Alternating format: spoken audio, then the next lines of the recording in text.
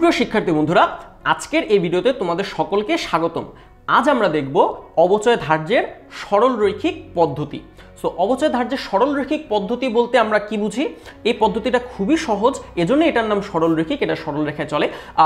অবচয় ধার্যের সরল রৈখিক পদ্ধতির মূল বিষয়টি হলো যে এই পদ্ধতিতে প্রতি বছর অবচয়ের পরিমাণ সমান হয়। অর্থাৎ একটি সম্পত্তির মোট ক্রয় মূল্য থেকে আমরা যদি সম্পত্তির ভগ্নাবশেষ মূল্য বাদ দেই এবং এরপর সেটাকে আনুমানিক আয়ুষ্কাল দিয়ে ভাগ করি, তাহলে আমরা পেয়ে যাব সরলরৈখিক পদ্ধতিতে অবচয় কত। আচ্ছা শিক্ষার্থী বন্ধুরা, ধরে নেই একটি সম্পত্তি আমরা ক্রয় করেছি, আমাদের মোট ক্রয় মূল্য হলো 5 লক্ষ টাকা। তাহলে আমি আবারও বলছি যে সম্পত্তির মোট ক্রয় মূল্য কত? 5 লক্ষ টাকা। ধরে নেই সেই সম্পত্তিটা 5 বছর টিকবে।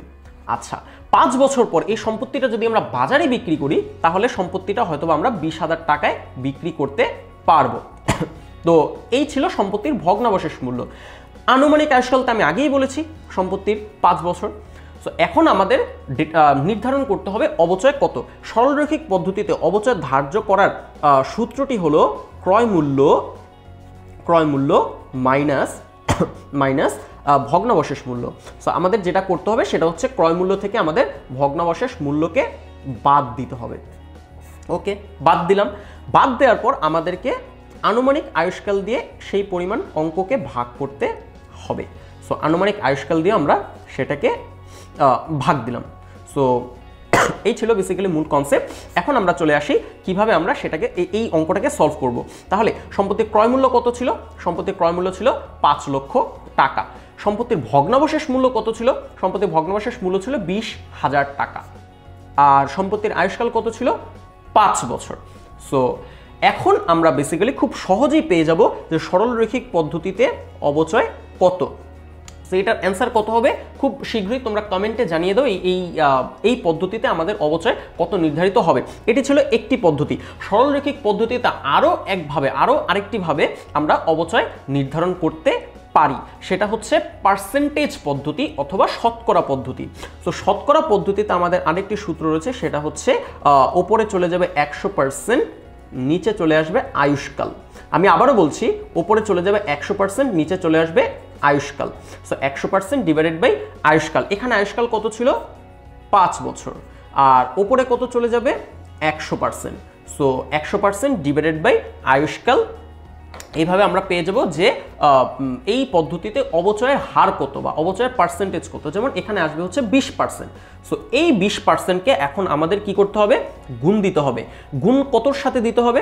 এই 20%কে আমাদের গুণ দিতে হবে হচ্ছে এই অংশের সাথে, অর্থাৎ ক্রয় মূল্য থেকে ভগ্নাবশেষ মূল্য বাদ দিলে, আমি আবারও বলছি, ক্রয় মূল্য থেকে ভগ্নাবশেষ মূল্য বাদ দিলে যেই অ্যান্সারটা হয় সেটার সাথে যদি আমরা 20% গুণ দেই, তাহলেই বেসিক্যালি আমরা পেয়ে যাব যে সরলরৈখিক পদ্ধতিতে অবচয় কত। তাহলে সরলরৈখিক পদ্ধতিতে অবচয় নির্ণয়ের দুটি পদ্ধতি রয়েছে।